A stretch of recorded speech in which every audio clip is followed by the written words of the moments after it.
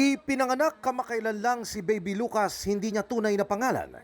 Kinabukasan, inilako online ang one-day-old na sanggol sa halagang 20,000 pesos nang nagpakilala niyang ina.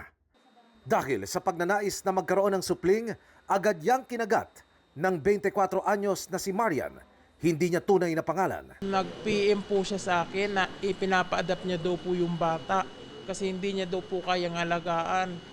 Kasi may trabaho, tapos hiwalay na daw po din sa asawa siya. At mula sa orihinal na presyong 20,000 piso, nagkasundo ang magkabilang panig na isara ang deal sa 13,000 pesos. At makaraan ay nagkaabutan ng bayad at sanggol sa isa raw palengke sa Pasig City.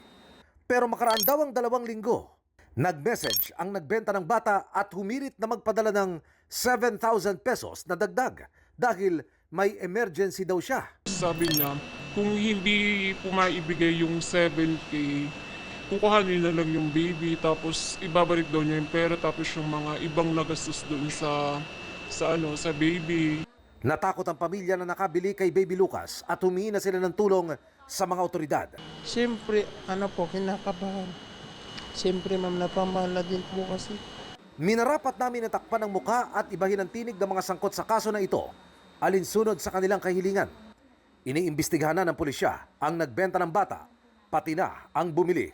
Ang legal po na pag-aampon ay para po sa proteksyon ng bata at ng mga mag-aampon. Kung ang proseso po ay nag-aalok ng mabilisang adoption, kapalit ng pera sa internet, ito po ay shock na isang scam or illegal na aktibidad. Ayon sa National Authority for Child Care o NACC, parehong labag sa batas ang pagbebenta at pagbili ng baby online.